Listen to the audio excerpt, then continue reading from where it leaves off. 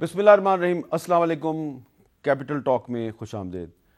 آپ سیاستدانوں کے بیانات روزانہ سنتے ہیں، ایک دوسرے کے خلاف بھی ہوتے ہیں، آج کل اعلیٰ عدلیہ کے خلاف بھی بہت بیان بازی ہو رہی ہے، لیکن ایسا آپ نے کبھی نہیں دیکھا ہوگا کہ جو سپریم کورٹ آف پاکستان ہے اس کے بینچ کے بارے میں بھی لوگ جو ہیں وہ ایسی باتیں کریں کہ اس سے بھی سیاست کا پہلو تلاش کیا جائے۔ تو آج سپریم کورٹ آف پاکستان میں پاکستان کی عدالتی تاریخ کا ایک بہت ہی انوکھا واقعہ ہوا کہ وہاں پہ بہت سے لوگ میرے سمیت موجود تھے۔ ہم ایک 9 رکنی بینچ کا انتظار کر رہے تھے کہ بینچ جو ہے وہ اپنی سماعت شروع کرے گا۔ 11:30 بجے سے لے کے 1:30 بجے تک انتظار کیا، اور 2 گھنٹے کے بعد جو بینچ آیا تو وہ صرف 5 رکنی بینچ تھا، اور اس میں کافی تبدیلی آ گئی تھی۔ اب سوال یہ پیدا ہوتا ہے کہ یہ بینچ جو ہے یہ کل تک سماعت مکمل کرے گا، اور چیف جسٹس آف پاکستان کا یہ کہنا ہے کہ ہم کل تک فیصلہ دینے کی کوشش کریں گے۔ سوال یہ ہے کہ کیا سپریم کورٹ کے اس فیصلے سے جو کل یا ہو سکتا ہے پرسوں آئے، اس فیصلے سے پاکستان میں موجود جو ایک بحران ہے یہ بحران ختم ہو پائے گا یا نہیں ہو پائے گا؟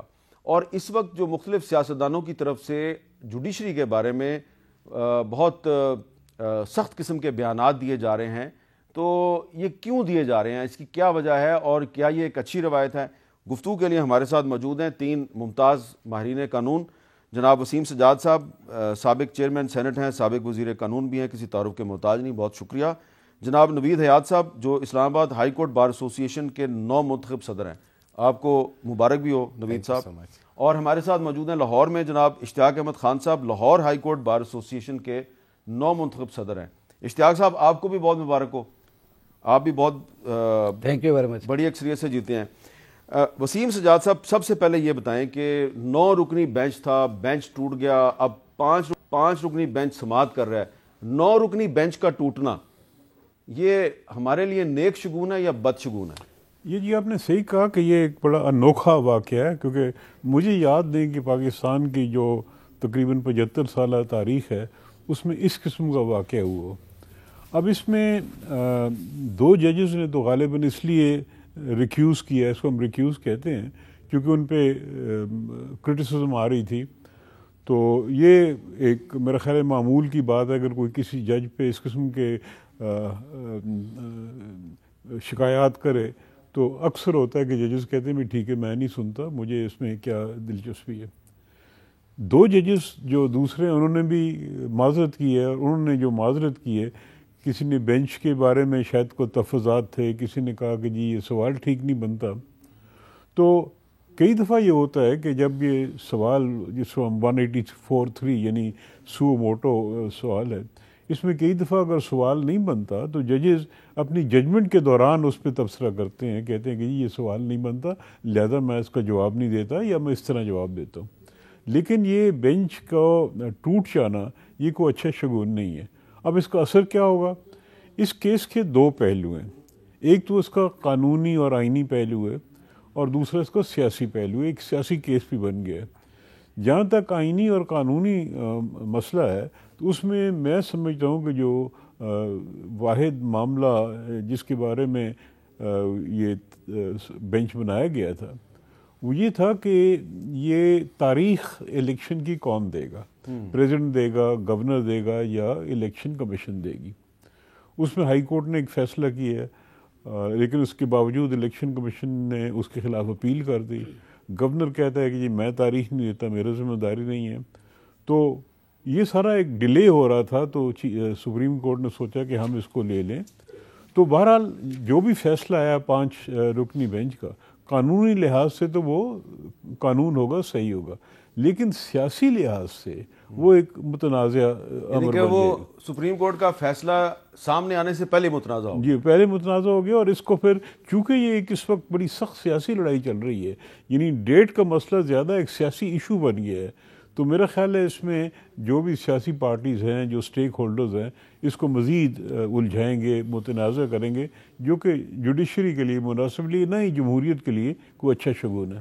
اچھا نوید صاحب، میں ذرا ناظرین کو بھی بتا دوں، آپ کو بھی بتا دوں کہ جو ایک جج صاحب ہیں جو پہلے بینچ میں شامل تھے اب نہیں شامل، جسٹس عطر من اللہ صاحب، ان کا ایک نوٹ بھی سامنے آیا۔ اس نوٹ میں انہوں نے یہ کہا ہے کہ چیف جسٹس کے اوپن کورٹ میں دیا گیا آرڈر تحریری حکم نامے سے مطابقت نہیں رکھتا اور صوبائی اسمبلیاں توڑنے کی آئینی و قانونی حیثیت کو نظر انداز نہیں کیا جا سکتا. کیا صوبائی اسمبلیاں جمہوریت کے آئینی اصولوں کو روند کر توڑی گئیں؟ کسی اور معاملے کو دیکھنے سے پہلے اسمبلیاں توڑنے کی آئینی و قانونی حیثیت دیکھنا ناگزیر ہے. تو یہ انہوں نے سوال بھی اٹھائے اپنے نوٹ میں. میرا سوال آپ سے یہ ہے نوید صاحب کہ جو بھی اب فیصلہ سپریم کورٹ دے گی تو اس سے یہ جو ایک بحران ہے ملک میں وہ ختم ہو جائے گا یا نہیں ہوگا؟ بہت شکریہ احمد میر صاحب.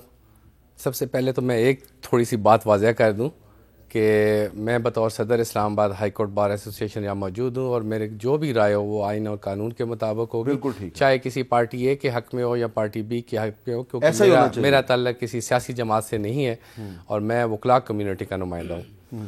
باقی میرے سینئر بھی یہاں موجود ہے. آئین اور قانون میں جہاں خاموشی ہے وہاں پہ سپریم کورٹ کو اس کی تشریح کا حق ہے اگر کسی بات پہ کوئی بات واضح نہیں ہے تو اس میں سپریم کورٹ نے سو موٹو لیا کہ جہاں پہ تاریخ دینی ہے کہ الیکشن کون کروائے گا، اس بات پہ انہوں نے سو موٹو لیا. سو موٹو آپ جب لیتے ہیں تو سپریم کورٹ کا جب لفظ استعمال ہوتا ہے، سینئر ہیں یہ وضاحت کریں گے کہ جہاں سپریم کورٹ کا لفظ استعمال ہوگا وہاں پہ سپریم کورٹ رولز کے مطابق سپریم کورٹ کے چیف جسٹس اور تمام جو ججز ہیں وہ شامل ہیں. تو تب آپ اس کو فل بینچ آپ کہہ سکتے ہیں اور وہ اس چیز کی تشریح کرے گا. اگر ان میں کوئی جج کسی پہ اعتبار نہیں ہے کسی کو یا کسی کو اعتراض ہے تو اسی لیے وہ فل بینچ بنایا جاتا ہے کہ اگر تمام ججز موجود ہوں گے تو ایک دو ججز پہ تو اعتراض ہو سکتا ہے، اکثریت کی جو رائے ہوگی وہ غلط نہیں ہوگی. لہذا اب جب یہ بینچ ٹوٹ گیا ہے اور وہ 5 رکنی بینچ رہ گیا ہے تو میرا خیال ہے جو بھی فیصلہ ہوگا شاید وہ جیسے سر نے بتایا کہ سیاسی لحاظ سے وہ خطرناک ہوگا. اور آج کل جو رجحان چل رہا ہے نہ بھی کوئی فیصلہ وہ ایسا ہو رہا ہو تو سپریم کورٹ پر متعدد حملے کیے جا رہے ہیں ہر پارٹی کی طرف سے کیے جا رہے ہیں، جو کہ میں یہ سمجھتا ہوں کہ بڑا خطرناک رجحان ہے. سپریم کورٹ جو ہے وہ اسٹیٹ کے 3 پلر میں سے ایک پلر ہے. اگر اس پلر کو ہلانے کی کوشش کی جا رہی ہے، اگر ہل گیا تو پھر تو پوری عمارت گرنے کا خدشہ ہے. ہم نے پہلے بھی عدلیہ کی لیے قربانیاں دیں، وکلاء کی قربانیاں سب کے سامنے ہیں اور اب بھی ہم سپریم کورٹ اور عدالتوں کے ساتھ کھڑے ہیں. اگر کسی طرف سے کوئی اس طرح کی کوشش کی گئی تو ہم ان کے شانہ بشانہ ہوں گے. لیکن یہ رجحان خطرناک ہے. میں یہ سمجھتا ہوں کہ اس کو سب کو کنڈیم کرنا چاہیے اور سپریم کورٹ کے فیصلوں کا احترام کرنا چاہیے. جی اشتیاق صاحب، آپ اس پہ کیا کہیں گے کہ پہلے 9 رکنی بینچ تھا وہ ٹوٹ گیا، اب 5 رکنی بینچ آ گیا ہے، تو کیا 5 رکنی بینچ کا جو بھی فیصلہ ہوگا اس کو قبول کیا جائے گا یا نہیں کیا جائے گا؟ کیونکہ فرض کریں کہ ہم اینٹیسپیٹ نہیں کرتے کہ سپریم کورٹ کیا فیصلہ کرے گی، لیکن ظاہری بات ہے سپریم کورٹ نے تو آئین کے مطابق فیصلہ کرنا، آئین سے باہر تو جا نہیں سکتی. تو ایک سٹیک ہولڈر اگر اس کو قبول نہیں کرتا، دوسرا اس کو اپریشیٹ کرتا ہے، تو آپ کے خیال میں بحران ختم ہوگا یا نہیں ختم ہوگا؟ سب سے پہلے تو میر صاحب میں آپ کا شکریہ ادا کرتا ہوں. آواز بند ہوگی. جی جی آپ کی آواز آ رہی ہے. آواز بند ہوگی؟ نہیں، آپ کی آواز آ رہی ہے. اب آپ اپنی بات جاری رکھیں. اچھا، میں آپ کو یہ عرض کر رہا تھا کہ سب سے پہلے تو جو 9 رکنی بینچ بنا تھا جی اس میں اعتراض جو کیا گیا تھا وہ سوچی سمجھی میں سمجھتا ہوں ایک سازش کے تحت کیا گیا تھا. جب بھی بینچ بنتے ہیں تو اس کے اوپر اعتراضات جب کیے جاتے ہیں تو وہ کسی لاجک کے اوپر، کوئی ریزننگ کے اوپر کیے جاتے ہیں. اب یہاں پہ میں سمجھتا ہوں کہ اگر 5 رکنی بینچ بھی ہے تو سیاسی جماعتیں تو آلریڈی سپریم کورٹ کو ملائن کر رہی ہیں، وہ اے ہو، بی ہو، سی ہو، کوئی بھی ہو. کسی کے حق میں فیصلہ آ جاتا ہے وہ اس کو اپریشیٹ کر رہا ہوتا ہے، کسی کے خلاف فیصلہ آ جاتا ہے اس کو ملائن کرنا شروع کر دیتے ہیں. یہ بہت غلط ٹرینڈ ہے. اس ٹرینڈ کو ہمیشہ کے لیے ختم ہونا چاہیے. سپریم کورٹ ایک معزز ہماری عدالت ہے. ہم نے آزاد عدلیہ کے لیے ہمیشہ کوشش کی ہے اور ہمارا یہ یقین ہے کہ اس آزاد عدلیہ کو فیصلے کرنے کا حق ہے. آئین کی تشریح یا کوئی بھی سوال اس کے سامنے آتا ہے تو اس کا حق سپریم کورٹ کو ہے. سپریم کورٹ آئین ری رائٹ نہیں کر سکتی بلکہ اس کے تمام معاملات کی تشریح وہ کر سکتی ہے، وہ اس کا آئینی حق ہے. اب یہ جو ٹرینڈ بن گیا ہے کہ ہم لوگ ہر بات پہ تنقید شروع کر دیتے ہیں. پہلے فیصلوں پہ تنقید کرنے کا حق ضرور ہے, اس سے پہلے جو تنقید کی جاتی ہے وہ اس میں کوئی نہ کوئی اپنی ذاتی خواہش کی تکمیل ہوتی ہے, کوئی سیاسی مائلیج لینے کے لیے کیا جاتا ہے. یہ ٹرینڈ بڑا غلط ہو گیا ہے. جیسے نوید بھائی نے ابھی کہا کہ ہم سپریم کورٹ کے ساتھ کھڑے ہیں, ہم پوری سپریم کورٹ کے تمام ججز کے ساتھ کھڑے ہیں. آئین اور قانون کے مطابق جو فیصلہ ہوگا اس کو سب کو تسلیم کرنا ہے. اگر لارجر بینچ 5 رکنی بینچ جو ہے وہ اگر کوئی فیصلہ کرتا ہے تو وہ سب پہ پابند ہے. اس کی پابندی, اس کے اوپر عمل درآمد کرنا ہر ادارے کی ذمہ داری ہے. یہ تو صرف اور صرف اپنے ذاتی مفادات کو حاصل کرنے کے لیے, اپنی پولیٹیکل مائلیج لینے کے لیے وہ یہ سب کچھ کر رہے ہوتے ہیں. میں سمجھتا ہوں اس ٹرینڈ کو ختم ہونا چاہیے اور ہماری عدالتوں کو پوری عزت اور تکریم دی جانی چاہیے. اچھا, اب اس میں ایک اور بھی ایشو ہے کہ آج ہم نے سپریم کورٹ میں بھی دیکھا کہ جب کیس کی سماعت ہو رہی تھی تو بار بار فاروق نائک صاحب جو ہیں وہ کہہ رہے تھے جی ہم نے تو فل کورٹ کی درخواست کی تھی, اور لگ یہ رہا تھا کہ اگر 5 ممبر بینچ جو ہے کوئی ایسا فیصلہ سنائے جو کہ ان کی مرضی کے مطابق نہیں ہوگا تو وہ شاید اس کو مسترد کر دیں گے. تو فل کورٹ ہونا چاہیے نہیں ہونا چاہیے, وہاں پہ ہم نے بہت سے لائرز کے ساتھ بات کی جن کا تعلق مختلف مکاتب فکر کے ساتھ ہے. کچھ لائرز کے سٹیٹمنٹ میں آپ کو سنانا چاہتا ہوں. ہمیں کوئی اعتراض نہیں تھا فل کورٹ پہ, نہ ہونا چاہیے, لیکن ضرورت نہیں تھی کیونکہ آپ دیکھیں کہ 4 شقیں ہیں آئین کی اور 1 شق ہے الیکشن ایکٹ کی جس کی تشریح کرنی ہے. وہ 5 ججز بھی کر سکتے ہیں, 7 بھی کر سکتے ہیں, فل کورٹ بھی کر سکتا ہے, 3 بھی کر سکتے ہیں. فل کورٹ والی بات میرا خیال ہے اس سے معاملہ آگے چلا گیا. پٹیشن کی ہیئرنگ جو ہے آن میرٹ شروع ہو گئی ہے. اب تو معاملہ اس حد تک آ گیا ہے کہ کانسٹیٹیوشن کی جو ہے آرٹیکل 105 پرویل کرے گی, سیکشن 57 الیکشن لا کی پرویل کرے گی. انہوں نے ایک لارجر بینچ بنا دیا, اٹ از انف, اور یہ جو ہے عوام یا کوئی ایک پارٹی جو ہے وہ پرسویٹ نہیں کر سکتی ہے عدالت کو یا سپریم کورٹ کو کہ آپ اتنے بینچ بنائیں, اتنے ججز بنائیں اور فل کورٹ بنائیں یا لارجر بینچ بنائیں. اگر فل کورٹ ہوتی تو زیادہ بہتر جو ہے وہ اس کی کانسٹیٹیوشن کی انٹرپریٹیشن ہوتی. یہ چیف جسٹس کی ثوابدید ہے, وہ چاہے تو فل کورٹ بنائے چاہے تو نہ بنائے, لیکن گزشتہ 25 سال میں اس کی کوئی نظیر نہیں ملتی کہ کبھی فل کورٹ بناؤ. اچھا وسیم سجاد صاحب, اب اگر فل کورٹ چیف جسٹس بنانے کی کوشش کرتے ہیں یا بنا دیتے ہیں تو پھر مسئلہ حل ہو جائے گا؟ بات یہ ہے جی کہ فل کورٹ اگر بنا دیتے ہیں تو کچھ لوگوں کا ڈیمانڈ جو ہے اس حد تک تو حل ہو جائے گا کہ ان کی بات مانے گئی. لیکن جس میں نے کہا جی کہ یہ کیس اب ایک سیاسی ہو گیا ہے. یہ جو ایشو ہے سپریم کورٹ کے سامنے, یہ کوئی ایشو اتنا بڑا ایشو نہیں ہے کہ اس کے لیے فل کورٹ بنایا جائے. 5 جج بھی میرے خیال کافی ہیں, 9 جج بھی کافی تھے, کیونکہ ایشو جو سامنے آیا وہ یہی تھا کہ بھی الیکشن کی 90 دن کی بات تو سب مانتے ہیں, لیکن کون الیکشن اناؤنس کرے گا, ڈیٹ کون دے گا, اس پہ ایک تنازع کھڑا ہو گیا تھا.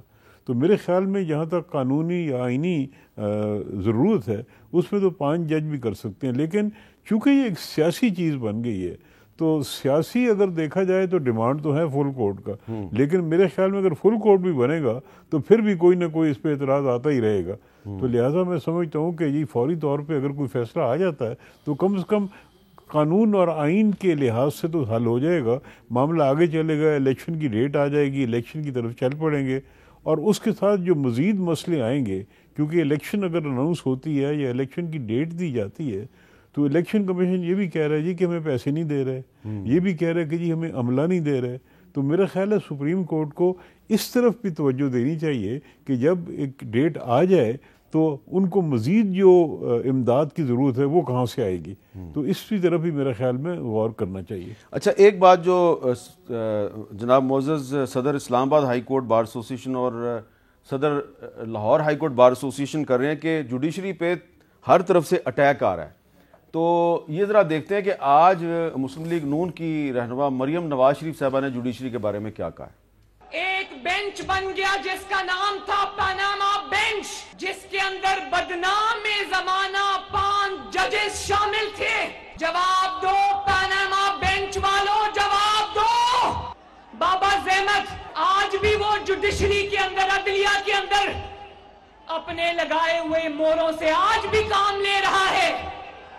آپ کی تباہی کا ذمہ دار جسٹس کھوسا، اس نے اس اشتہاری کو کہا در بدر کی ٹھوکریں کیا کہتے ہو، میری عدالت میں لے کر آؤ، میں نواز شریف کو باہر نکالتا ہوں.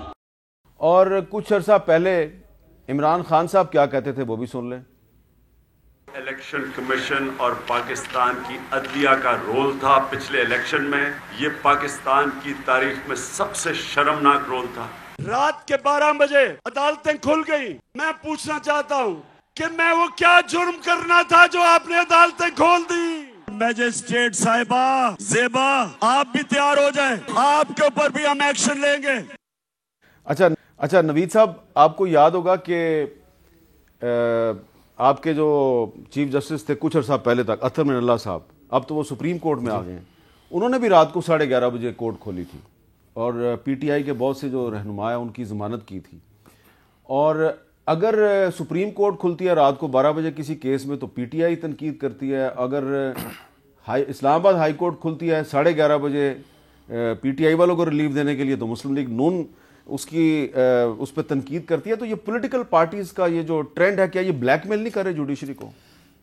ایک تو یہ ہے کہ یہ میں یہ کہتا ہوں کہ یہ رجحان بھی بالکل ٹھیک نہیں ہے کہ عدالت رات کو 12 بجے کھل جائے یا رات کو 11 بجے کھل جائے یا چھٹی والے دن کھل جائے. ہاں دیکھیں، یہ کسی عام آدمی کے لیے نہیں کھلتی. پھر یہ اشرافیہ اور عام لوگوں کا فرق واضح ہوتا ہے. چاہے کچھ بھی ہو جائے، جو ایک عدالتی اوقات کار ہے ان میں اگر معاملہ ہو تو ضرور بہتر ہے. ہائی کورٹ اس لیے کھلی چونکہ سپریم کورٹ کئی دفعہ پہلے مثالیں موجود ہیں. تو ایک تو یہ ایسا بالکل نہیں ہونا چاہیے. جو جتنا بھی امپورٹنٹ کوئی ایشو ہو اس کو اپنے ٹائم کے مطابق، کیونکہ عام لوگ پٹیشنیں دائر کرتے ہیں، 1 سال 2 سال ان کی پٹیشنیں نہیں لگتی، اور یہ اپنی ضمانتیں کرانے کے لیے رات کو 11 بجے اگر چلے جائیں تو 11 بجے عدالتیں کھول جائیں. تو میں یہ سمجھتا ہوں کہ عدلیہ کو بھی دیکھنا چاہیے. انہی باتوں سے پھر عدلیہ کے اوپر انگلی اٹھانے کا لوگوں کو موقع ملتا ہے. تو ان کو اپنے انصاف کریں، اللہ سب انصاف کرتے ہیں، ہم تو سب عدلیہ کا احترام کرتے ہیں. ان کو جو عدالتی اوقات جو عام لوگوں کے لیے چیزیں ہیں وہی ان کے لیے بھی ہونی چاہیے. اچھا اشتیاق صاحب، آپ کو یاد ہوگا کہ جب ثاقب نثار صاحب چیف جسٹس تھے تو وہ پیر سے لے کے تو جمعے تک تو اسلام آباد میں کیسوں کی سماعت کرتے تھے، تو آخری دنوں میں ہفتے اور اتوار کے دن وہ لاہور میں جو سپریم کورٹ رجسٹری ہے وہاں پہ بھی کیس کھول لیتے تھے. اور آپ کو یاد ہوگا، تو کیا ججز کو چھٹی کے دن اور رات کے وقت عدالتیں کھولنی چاہیے؟ دیکھیں، پہلے تو میں آپ کو عرض کر دوں، جو آپ کا پہلا سوال تھا جی کہ فل کورٹ کی بات کی گئی ہے، اور دوسری جو ہے وہ کہا جاتا ہے کہ 9 رکنی بینچ کے اوپر جو ہے وہ اعتراض کر دیا گیا تھا چند ججز کے اوپر. تو اس کو پہلے واضح کرنا چاہتا ہوں کہ جو لوگ فل بینچ کی ریکویسٹ کر رہے ہیں وہ اپنی بات کی ہی کنٹراڈکشن کر رہے ہیں. اس لیے فل کورٹ کی بات تو وہیں پہ ختم ہو جاتی ہے. جب آپ خود ہی کسی چند ججز پہ عدم اعتماد کر دیتے ہیں تو پھر آپ ان کو کیسے فل کورٹ میں بٹھا سکتے ہیں.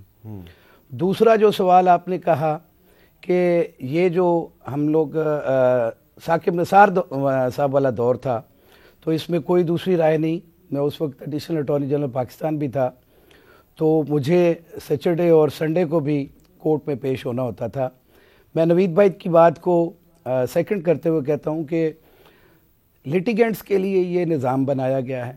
اگر عام لٹیگنٹس کے لیے عدالتیں رات کو نہیں کھل سکتی، وہ اشرافیہ کے لیے جو عدالتیں رات کو کھلتی ہیں وہ ٹھیک نہیں ہے. ججز کو بھی اس کے اوپر غور کرنا چاہیے. اور اگر 491 کی بات ہے، اس میں رات کے 2 بجے بھی کسی جج کے پاس جا کے آپ آرڈر لے سکتے ہو. اگر کوئی بھی ایسا ایشو ہے جس کے اوپر آپ کو ایمرجنسی میں کوئی چیز ریکوائرڈ ہے تو پھر تو ٹھیک ہے. لیکن اگر رات کے وقت عدالتیں کھول کے کوئی چیز پروٹیکٹ کرنے کی کوشش کی جا رہی ہو، کوئی چیز روکنے کی کوشش کی جا رہی ہو تو وہ غلط ہے. اس سے عدلیہ کے اوپر انگلیاں اٹھائی گئی ہیں اور وہ عدلیہ نے ہی ان کو ٹھیک کرنا ہے. اچھا وسیم سجاد صاحب، یہ رات کے وقت 11:30 بجے 12 بجے عدالت کا کھلنا، سیٹرڈے سنڈے کو عدالت کا کھلنا، یہ ٹھیک ہے آپ کے خیال میں؟ یہ بھی ایک نئی چیز ہے، نئی روایت ہے، اور پچھلے 75 سال میں یہ کبھی نہیں ہوا. ابھی یعنی جب سے یہ اسمبلی کا مسئلہ آیا تھا، نیشنل اسمبلی کا، تو وہاں شروع ہوا. تو یہ جوڈیشری کی طرف سے تو ایک نیک نیتی تھی، ان کا ایک پیغام تھا کہ بھی اگر ہماری ضرورت ہو چاہے رات کو ہو یا دن کو ہو اور فوری آرڈر کی ضرورت ہے تو ہم حاضر ہیں. یہ ان کی طرف سے ایک نیتی کا پیغام تھا. اس کے بعد جب ایک دفعہ یہ چیز ہو جاتی ہے تو پھر ایک پریسیڈنٹ بن جاتا ہے. تو پھر وہ پریسیڈنٹ کی طور پہ اسلام آباد نے بھی یہ کام کیا. اب آئندہ یہی ہوگا کہ توقع کی جائے گی خاص طور پہ سیاسی پارٹیوں کی طرف سے کہ اگر ان کا کوئی مسئلہ ہے اور فوری طور پہ ان کو ججز کی ضرورت ہے تو عدالت جو ہے رات کو بھی لگائی جائے, لیکن مخالف کے لیے لگائی جائے تو اس پہ تنقید ہوگی. تو لہٰذا میں سمجھتا ہوں کہ جی اس سے مشکلات بڑھ گئی ہیں, لیکن ججز کی طرف سے ایک نیک نیتی کا پیغام تھا کہ ہم حاضر ہیں, ہمیں اگر رات کو بھی آپ نے طلب کیا, ضرورت پڑی, ہم پیش ہوں گے. اس وقت آپ کو یاد ہے کچھ اس قسم کی فضا تھی کہ شاید کوئی نان کانسٹیٹیوشنل انٹرونشن نہ ہو جائے, کوئی اس قسم کے حالات نہ بن جائے. تو ججز نے فوری طور پہ اپنا ایک پریزنس شو کی کہ بھی ہم حاضر, اگر کوئی مسئلہ ہو تو ہم حل کرنے کے لیے. جس طرح افتخار چودھری صاحب نے 2007 میں متوقع ایمرجنسی جو ہے اس کے خلاف ایک اسٹے آرڈر دیا تھا, وہ بھی شام کو عدالت لگائی تھی, لیکن پھر بھی ایمرجنسی لگ گئی تھی. سالمیت کا معاملہ ہو تو پھر تو اور بات ہے, لیکن چھوٹے چھوٹے سیاسی معاملات میں آئی تھنک سو کھولنا. ہاں, ضمانت کا ایشو جو ہے اس پہ رات کو 11:30 بجے. ہاں, اگر ملکی سالمیت کا معاملہ ہے, کوئی ایسی بہت ہی سیریس بات ہے جس سے خطرہ ہے, تو پھر تو چلے کہہ بھی سکتے ہیں کہ یہ معاملہ تھا, یہ نہ کرتے تو سارا سسٹم کولیپس کر جاتا. تو پھر تو ان کی میں کہتا ہوں کہ ان کو آگے 2 قدم آگے بڑھ کے آنا چاہیے. لیکن ان چھوٹے چھوٹے معاملات میں سیاسی جماعتوں کو پروٹیکٹ کرنے کے لیے آپ کا یہ موقف یہ ہے کہ جوڈیشری کو چاہیے کہ سیاسی مقدمات کو اس طریقے سے ٹیکل کرے کہ یہ تاثر نہ ملے کہ وہ پارٹی ہے. جی بالکل. ایک وقفہ لیتے ہیں جی, وقفے کے بعد کچھ اور اہم ایشوز پہ بھی بات کرتے ہیں.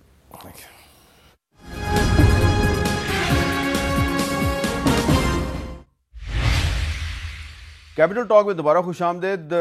ہم ہمیشہ سے یہ کہتے ہیں کہ پاکستان کے تمام مسائل کا حل آئین اور قانون کی حکمرانی میں ہے, لیکن کیا پاکستان میں جو تمام واقعات آج کل ظہور پذیر ہو رہے ہیں, خاص طور پہ جو بہت سے سیاسی کارکنوں کی اور میڈیا سے تعلق رکھنے والے لوگوں کی گرفتاریاں ہو رہی ہیں, یہ آئین اور قانون کے مطابق ہو رہی ہیں؟ اس کا بھی بہت گہرا تعلق ہے. جو پورا اس وقت پاکستان کو ایک پولیٹیکل کرائسس کا سامنا ہے, اس کا بہت گہرا تعلق ہے سارے معاملے سے. آپ دیکھیں کہ پچھلے دنوں بہت سے لوگ گرفتار ہوئے ہیں. تھوڑے دن پہلے مولانا ہدایت الرحمان صاحب کو گوادر میں گرفتار کیا گیا.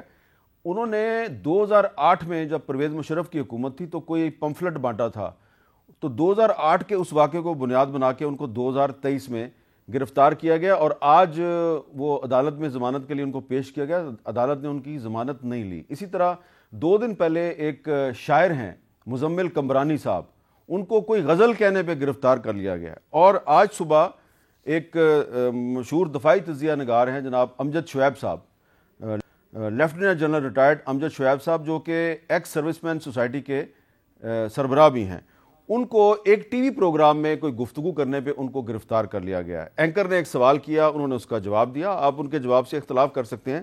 گرفتار کر لیا گیا. ایف آئی آر میرے سامنے ہے. ایف آئی آر میں ذکر کیا گیا کہ جی میزبان نے سوال کیا, امجد شعیب نے جواب دیا. وسیم سجاد صاحب, یہ ایک ایف آئی آر جو ہے, یہ میں نے اس ایف آئی آر کو سامنے رکھا ہوا ہے, تو میں اس کو بار بار پڑھتا ہوں.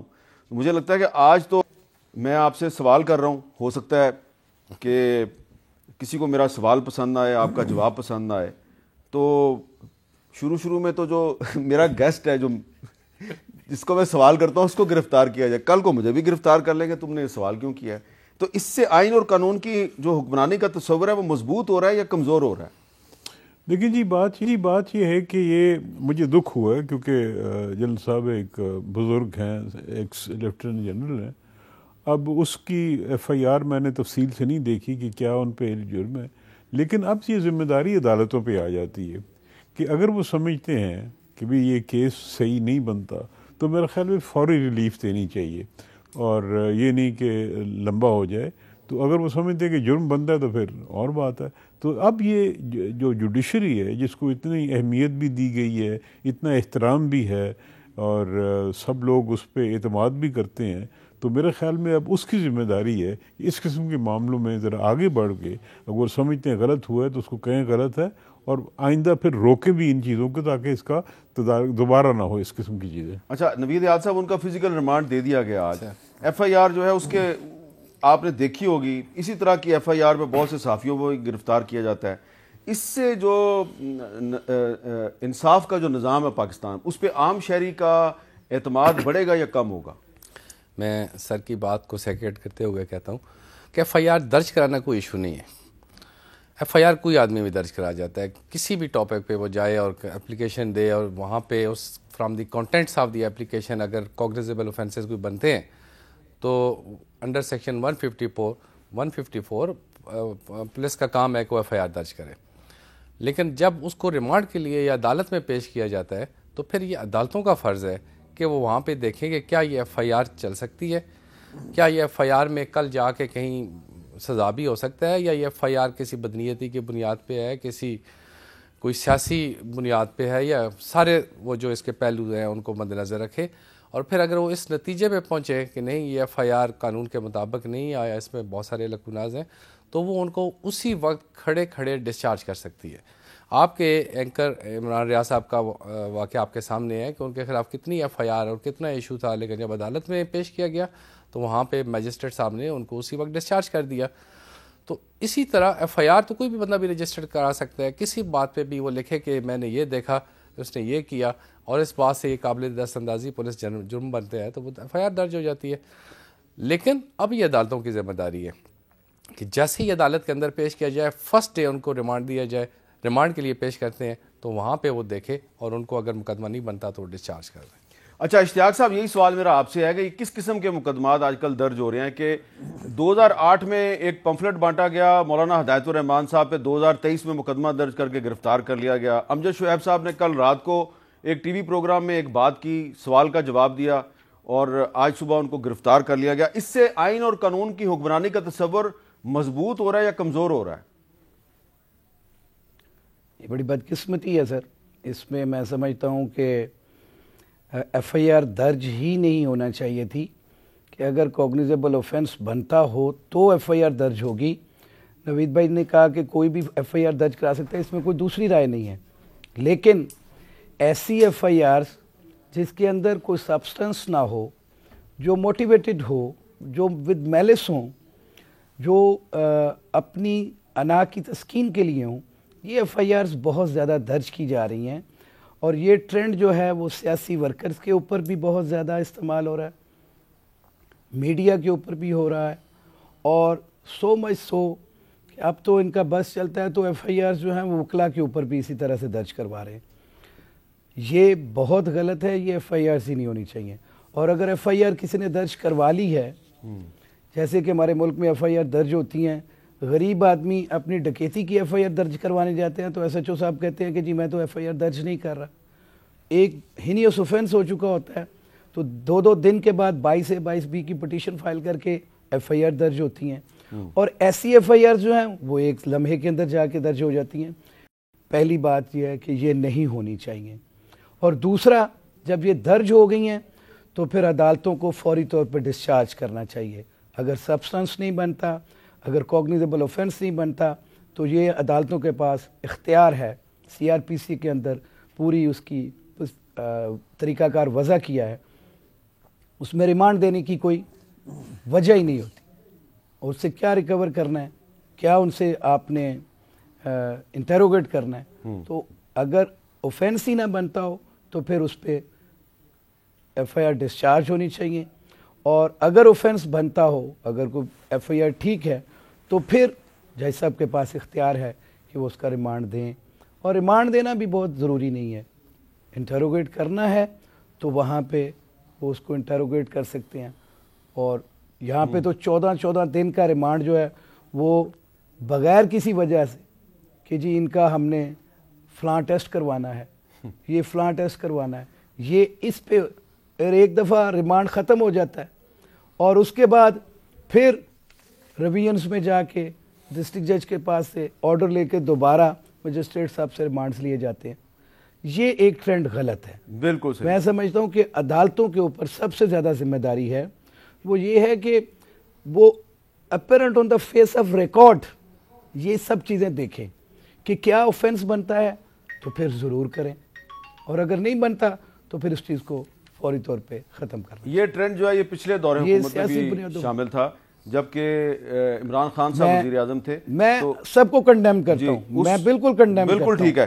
اور ہر دور کے ایسے عمل کو میں کنڈیم کرتا ہوں. بالکل ٹھیک ہے. اور اب ضرورت اس بات کی ہے اگر ایک غلط کام پچھلے دور میں ہو رہا تھا تو آج کے دور میں وہ غلط کام نہیں ہونا چاہیے اور اس کو ہم سب کو مل کے اس کی مذمت کرنی چاہیے. اب ایک بریک لیتے ہیں, بریک کے بعد ہم بات کریں گے ایک نیا جو ایک بیانیہ سامنے آ رہا ہے, پہلے احتساب پھر انتخاب. یہ بات تو بہت سال پہلے جو ہے وہ قاضی حسین احمد صاحب نے 1995-96 میں شروع کی تھی. تو یہ پہلے احتساب اور پھر انتخاب کا جو نعرہ ہے, کیا یہ انتخابات کو مزید ملتوی کروانے کی کوشش ہے؟ اس پہ بات کرتے ہیں وقفے کے بعد.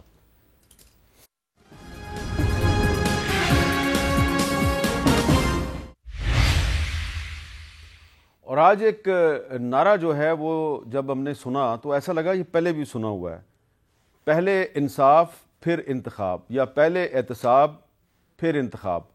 تو ماضی قریب میں یہ 96-97 میں قاضی حسین احمد صاحب کی زبانی ہم نے نعرہ سنا تھا.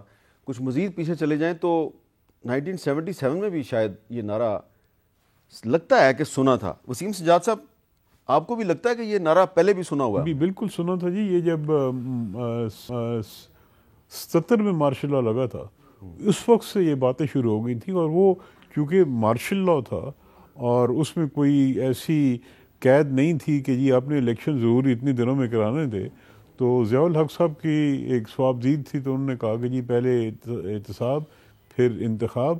میرا خیال میں بہت سی سیاسی پارٹیز جو ان کے ساتھ تھیں وہ بھی اس میں شامل تھے. ولی خان صاحب نے بھی یہ بات کی. تو وہ پھر یہ عرصہ جو تھا وہ 77 سے لے کے 88 تک بغیر الیکشن کے چلتا رہا, اور اس دوران ان کے مطابق احتساب ہو رہا تھا. اچھا, اب نوید صاحب آج جو بات ہوئی ہے ایگزیکٹلی کیا ہوئی ہے ذرا آپ سن لیں. الیکشن ہوگا, ضرور ہوگا ساہیوال والوں انشاءاللہ, لیکن پہلے انصاف ہوگا. وہ فتنہ خان گھڑی چور جس کا سر سے پیر تک ہر بال چوری اور ڈکیتی میں ڈوبا ہوا ہے, پہلے اس کو انصاف کے کٹہرے میں کھڑا کریں گے, پھر الیکشن ہوگا. اس کا کیا مطلب ہے؟ یعنی کہ اس کے خلاف ورڈکٹ بھی دے دیا ہے مریم صاحبہ نے, اور پھر کہا ہے پہلے اس کے ساتھ انصاف ہوگا پھر الیکشن ہوگا. اس کا مطلب ہے پہلے عمران خان نااہل کرو پھر الیکشن کراؤ. سر, احتساب تو ہمارے ملک میں مذاق بن کے رہ گئے. اگر ایک دفعہ بھی صحیح طرح سے احتساب ہو جاتا تو شاید بہت سارے مسائل حل ہو جاتے. جیسے آپ نے کہا یہ 77 میں نعرہ لگایا گیا, اس وقت بھی آپ نے دیکھا کہ کیسا احتساب ہوا. اس کے بعد پھر مشرف دور میں بھی نعرہ لگایا گیا, آپ نے دیکھا کیسا احتساب ہوا. پھر اس کے بعد نواز شریف دور میں بھی نعرہ لگایا گیا, آپ نے دیکھا کیسا احتساب بیورو بنایا ہی نواز شریف صاحب نے. پھر اس کے بعد اسی احتساب بیورو کو احتساب کا نعرہ لگایا پی ٹی آئی نے, تو آپ نے دیکھا کیسا احتساب ہوا, اور اب پھر یہی نعرہ لگایا جا رہا ہے. میں یہ سمجھتا ہوں کہ احتساب کو انہوں نے مذاق بنا کے رکھ دیا ہے. اس ملک میں اگر ایک دفعہ صحیح کر کے احتساب ہو جائے, آج تک آپ نے نہیں دیکھا ہوگا کہ کوئی بھی صحیح احتساب ہوگا تو پھر یہ ان میں سے کوئی بھی نہیں بچے گا, کوئی بھی نہیں بچے گا. اور یہ نعرہ لگانے والے یا جو بھی ہے, میں اے بی سی, میں پھر وہی کہتا ہوں, میں کسی پارٹی افیلیشن سے ہٹ کے کہتا ہوں اے بی سی, کہ جو بندے بھی پھر کسی کرپشن میں ملوث ہیں, کسی جرم میں ملوث ہیں, پھر ان کو ایک دفعہ بھی سزا مل گئی ہوتی تو دوسرے شاید اس سے سبق سیکھ لیتے اور اس ملک کی حالت جو ہے وہ سدھر جاتی. اچھا جی, اشتیاق خان صاحب آپ بتائیں کہ یہ جو نعرہ ہے پہلے احتساب پھر انتخاب, کیا اس کا مقصد انتخابات سے فرار ہے؟ اس میں کوئی دوسری رائے ہی نہیں ہے.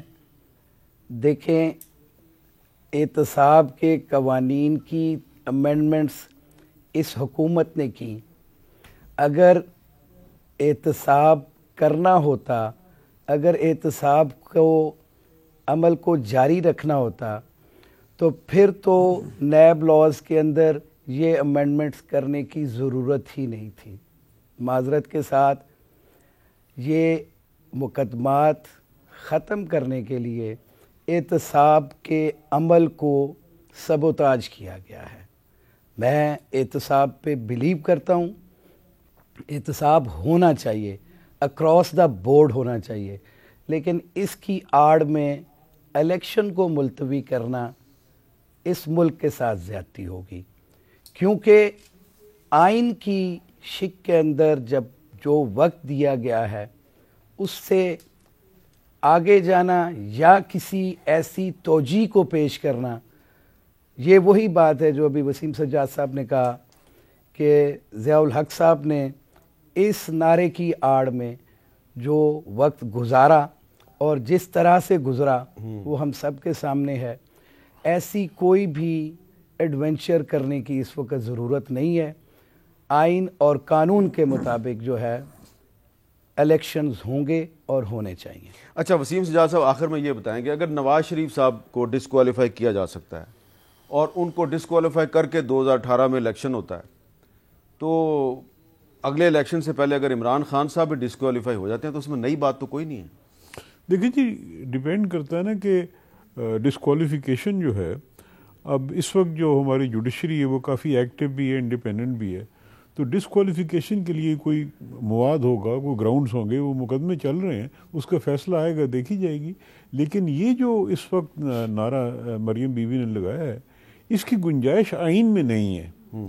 مارشل لاء کے زمانے میں تو آپ ایسی بات کرتے ہیں تو شاید اس میں گنجائش نکل آتی ہے، لیکن ہمارا آئین جو ہے وہ اس نے ایک حد مقرر کر دی ہے کہ جب انٹرم گورنمنٹ آئے گی تو وہ 90 دن کے اندر اس کے انتخاب ہونا ہے، اور اگر وہ اس سے کوئی ہٹتا ہے تو آئین شکنی ہوگی. اور انٹرم گورنمنٹ سے احتساب کروانا غیر آئینی ہے، وہ بھی کہا جا سکتا ہے کہ نہیں وہ کیسے کریں گے. انٹرم گورنمنٹ کے بارے میں تو سپریم کورٹ کے فیصلے ہیں کہ انٹرم گورنمنٹ صرف ڈے ٹو ڈے معاملات چلائے گی، وہ کوئی لانگ ٹرم پالیسی میجر نہیں لے سکتے. لیکن یہ جو ہے پہلے یہ بعد میں یہ ہونا تو یہ چاہیے کہ احتساب ایک آن گوئنگ پروسیس ہے، یعنی یہ نہیں کہ آج ایک گورنمنٹ آ گئی تو وہ کرے. اور یہ ادارہ ایک انڈیپینڈنٹ ہونا چاہیے، قانون اس کے فیئر ہونا چاہیے، کیونکہ ہم دیکھ رہے ہیں کہ پچھلے چند سالوں میں جو احتساب کے قوانین تھے اس کو مس یوز بھی کیا گیا ہے. اور وہ میرے خیال میں اس میں اتنی سختی تھی کہ جس کو میں کہوں گا کہ ہیومن رائٹس کی بھی وائلیشن ہو رہی تھی. مثلا 90 دن کا ریمانڈ، اب خام خواہ کسی کو 90 دن کے لیے اندر ڈال دینا، پھر بیل نہ دینا، بیل کے لیے سختی، احتساب کے قوانین بھی غلط ہیں، وہ اس کو فیئر کرنا چاہیے. اور تیسری چیز میں سمجھتا ہوں جی کہ میں نے اکثر کہا ہے کہ یہ جو ٹرم 5 سال کی ہے پاکستان میں، یہ اگر 4 سال ہو جائے تو احتساب عوام کریں گے، جلدی ہو جائے گا. ٹھیک ہے. اور یہ جو ہمارا ایک پنٹ اپ فیلنگ ہوتی ہے ہر 3 سال بعد نکل آتی ہے، اس کا علاج اس میں ہے کہ جلدی الیکشن ہو جائے. آپ کا بہت شکریہ نوید صاحب، آپ کا بھی شکریہ، اشتیاق صاحب آپ کا بھی شکریہ. اور آخر میں بڑی اہم بات ہے، تینوں ہمارے ماہرین نے کہی ہے کہ پہلے احتساب اور پھر انتخاب کا نعرہ جو ہے یہ جنرل ضیاء الحق کے دور میں سب سے پہلے ہم نے سنا تھا. اور آئین کے مطابق جو انٹرم گورنمنٹ ہے اس کو 90 دن میں الیکشن کروانا ہے، 90 دن سے آگے وہ نہیں جا سکتے.